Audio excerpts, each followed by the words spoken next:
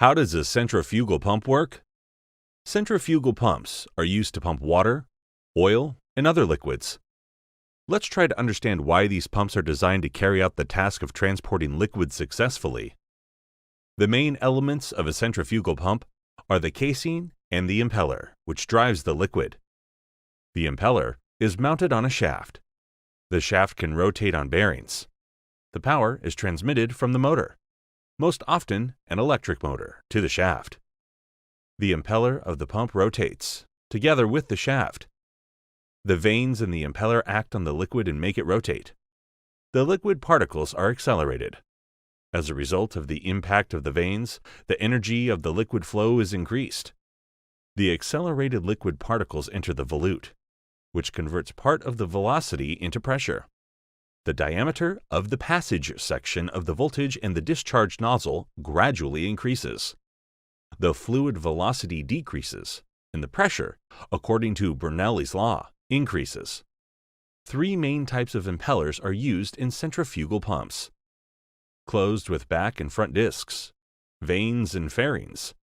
Semi-open with the vanes are free on the front side. Open with the vanes free on both sides.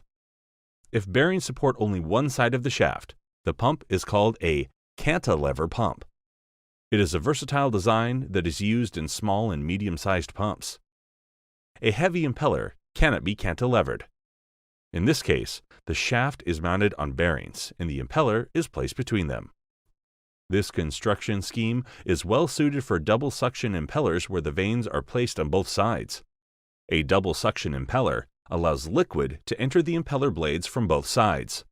Thus, we have two pumping units without significantly increasing the weight and dimensions of the pump. This scheme is relevant for pumps with high capacities because the pumping units are installed parallel. Multi-stage centrifugal pumps.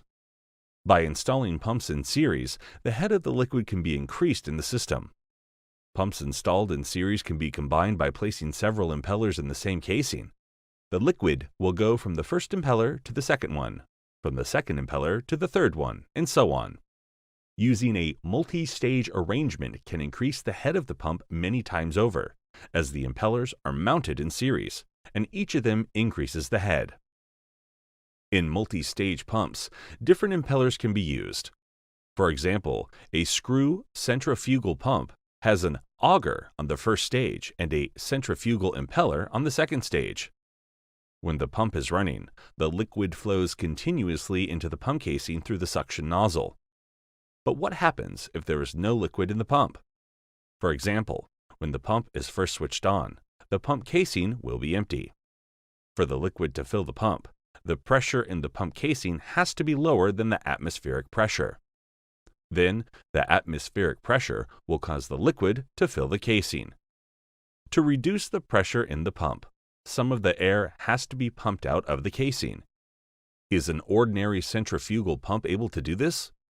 The answer is no, because the particles move in the pump due to inertia, which depends on mass. The mass of air particles is much lower than that of water particles, so it is impossible to pump air at speeds that a centrifugal pump operates at.